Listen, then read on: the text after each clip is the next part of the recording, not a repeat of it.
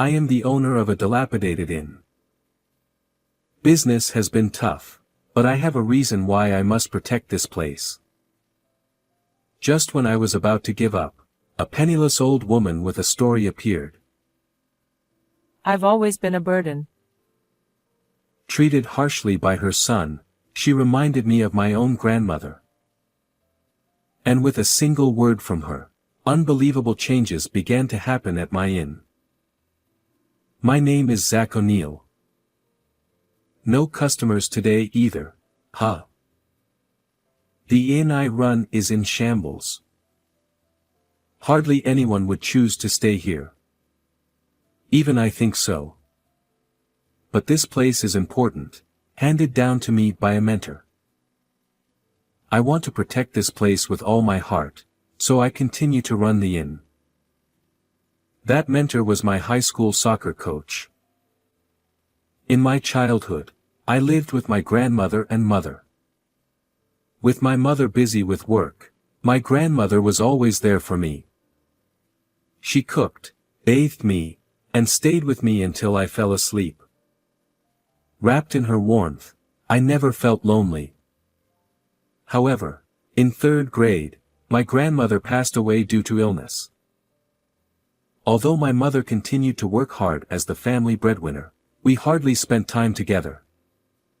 But thanks to my grandmother teaching me the basics of household chores, I managed fine. In my first year of high school, my mother suddenly passed away from a stroke. The coach, who took me in, let me stay in a room at the inn his father managed. After graduating high school, I left the inn and started working out of town. Then, at a soccer reunion 10 years later, I met the coach again. He told me he was about to close the inn he had inherited from his father after I left.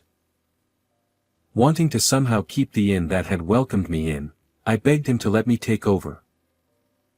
It was on a pleasant autumn day, with a refreshing breeze, that I met the old woman named Barbara. Excuse me. While cleaning the entrance of the inn, bathed in the sunset, I heard a voice behind me. I turned to see a small elderly woman, probably around 70, standing there. "What can I do for you?" The old woman had good posture and wore neat clothes, carrying only a small shoulder bag, as if she was out shopping.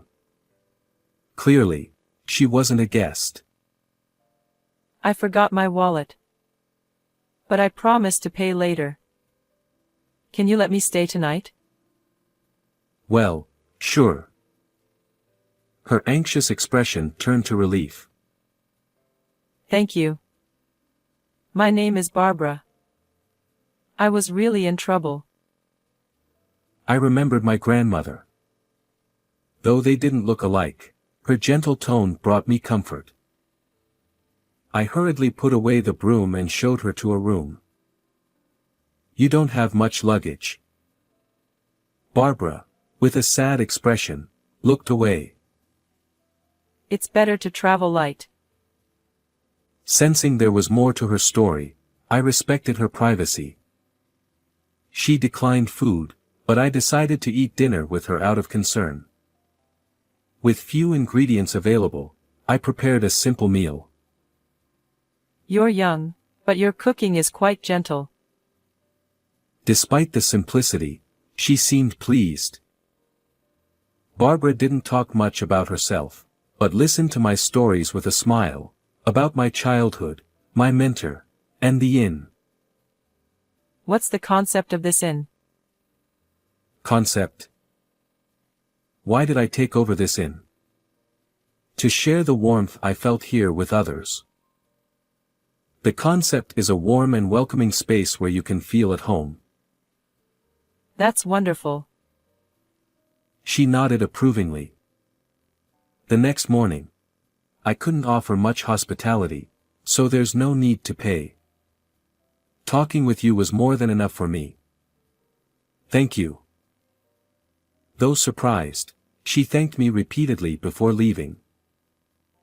The inn's business didn't improve, and I decided to look for a job. Another unsuccessful interview. 2 months into job hunting, with no success, I sat on a park bench, holding a hot coffee, when someone sat next to me.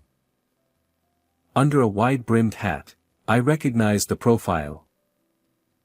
"Barbara?" She turned to my voice. "It's Zach, from the inn." Oh, Zach. You look different in a suit. Sorry I didn't recognize you. Dressed in a suit with styled hair, I looked different from the innkeeper she met. Next to her was a Boston bag. "Are you traveling?" Oh, this. Barbara patted the bag and shook her head. It's not a fun trip. I need to find a place to stay for a while. She sighed and looked sadly into the distance. "If my inn is okay, please stay as long as you need." Barbara looked at me with wide eyes. Thank you so much, again. She said, bowing her head apologetically. 2 weeks passed since Barbara started staying at the inn. To show her gratitude, she cleaned every corner. This shelf would be better over there. Her ideas transformed the inn into a much more pleasant space. One day, a luxury car stopped in front of the inn. A well-dressed man and woman got out, the man roughly saying, "Is an old woman named Barbara here?" The man, who seemed around his 40s, glanced disdainfully at the dilapidated inn. "Who are you?" "I'm her son, and this is my wife." Now that I looked closely, his nose and mouth resembled Barbara's. But unlike her warm demeanor, he was the opposite. "Can you keep her here? She's always been a burden." "I'll pay whatever it takes." What was he saying? Barbara was healthy and independent. Why did he despise her? Then the wife spoke up. "Barbara is just a nominal president. She travels and plays while we handle the office work. Honestly, I wish she would retire." Her eyes, behind sunglasses, were not smiling. "How can you talk about your family like that? Take care of her." Ignoring my protest, they drove off. How awful. I felt anger rising. I'm back. "Barbara, your son and his wife were here." I didn't know how much to tell her and hesitated. Understanding my unease, she began to speak. I'm actually the president of a company with many branches. Her company was not only in Japan but had offices overseas. When Barbara took over the company founded by her father, it was still a small business, but over the past 30 years, it has grown significantly. It must be thanks to her intelligence, initiative, and great personality. Lately, my son keeps insisting. He says I should retire and hand over the company to him. Barbara's face suddenly looked sad. She said that both her son and daughter-in-law used to work hard as part of the company and were kind to her. However, as the company grew, they became interested only in money and told her that if she didn't step down as president, they would throw her out. In fact, they have already kicked me out twice. Both times, you helped me, Zach. Barbara laughed sadly. I felt nothing but anger towards her son and his wife, who didn't value family. "You can stay here as long as you like, Barbara." Thank you. I wish I had a son with a kind heart like yours. Her eyes were teary. One day, a foreigner visited the inn. "Excuse me." Hearing broken English, I, who couldn't speak any foreign languages, panicked. Oh? You came. "Yes. Barbara, it's been a while." I was taken aback. It seemed this foreigner was a friend of hers. I often traveled overseas for work, so I have quite a few friends around the world. She said it so casually. She really is different, being a president and all. Seeing me clearly flustered in front of the foreign guest, Barbara spoke to me. Zach, why did you start this inn? To provide a warm experience of everyday hospitality in this place. Then, no matter who the guest is, be proud of your way and stand tall. Guests are the ones who are traveling, so they won't expect you to speak a different language. People who choose an inn over a hotel want to feel closer to local life, so Barbara advised me to provide hospitality in my own way. Encouraged, I worked hard to give guests the experience I envisioned for the inn. What kind of hospitality would delight foreign guests? I wanted them to experience even a little bit of American culture. I was thrilled to have guests after a long time. That night, the three of us enjoyed American food and played American card games. The guest, who experienced American culture, was genuinely delighted, and above all, I think I was the most lively I had ever been. The next morning, as I saw the guest off at the nearby station, he said, "Zach, I had a great time." Thank you. Those words gave me a bit of confidence in my way of doing things. Thank you for spending irreplaceable time with us. We promised to meet again and parted ways. I'm sure it's going to get busy from now on. He he he. As Barbara predicted, inquiries about staying at the inn gradually increased. It seemed that the previous guest had posted about our inn on social media. I checked the post myself. Along with a picture of the three of us playing card games, it said, "The hospitality was wonderful." All three of us looked so radiant and happy. Most of the guests who came to our inn were acquaintances of Barbara. She had a wide network both domestically and internationally, and many people visited the inn to see her, a testament to her great reputation. Thanks to this, the inn's business gradually stabilized, and I decided to stop job hunting and focus on running the inn. One day, a familiar luxury car stopped in front of the entrance. It was Barbara's son and his wife. I couldn't forgive them for treating her so poorly. "Barbara, please go to the other room." I led her away to avoid her hearing any more of her son's harsh words. I wanted to kick them out immediately. However, as soon as they came in, they said, "Please give us back the president." Unlike the last time, their arrogant attitude had disappeared. They explained that the company's management had started to decline significantly in her absence. I wasn't ready to be president yet.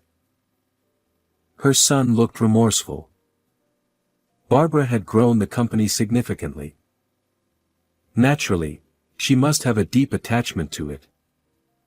But the inn's success was undoubtedly thanks to her, and I wanted her to stay here forever. To be honest, the inn's business didn't matter. From the first time I met her, Barbara's grandmotherly warmth had saved me countless times. It felt like living with my beloved grandmother again, and my heart was fulfilled. I wanted to continue living with her as a family.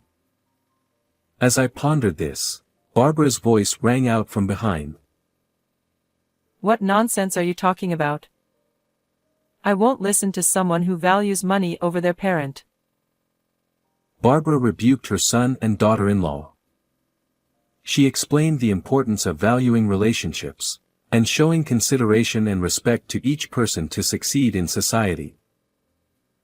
The son and his wife left, dejected. After they were gone, Barbara, with her usual gentle smile, said, You have a wonderful heart. It'll be okay. Her words carried weight and gave me courage. Thanks to Barbara, I gained confidence, and afterward, I started expanding the inn to various locations with her. The concept remained the same, a space wrapped in warm hospitality of everyday life. It was actually my mentor's dream to expand the inn to various locations. Although my mentor had already passed away, I was determined to fulfill his dream. Keeping what I learned from Barbara close to my heart, I worked diligently with conviction. However, when we decided on the 5th inn location, Barbara succumbed to pneumonia and passed away. On the inn's website, where Barbara regularly blogged, condolences from friends around the world poured in. She truly was an amazing person.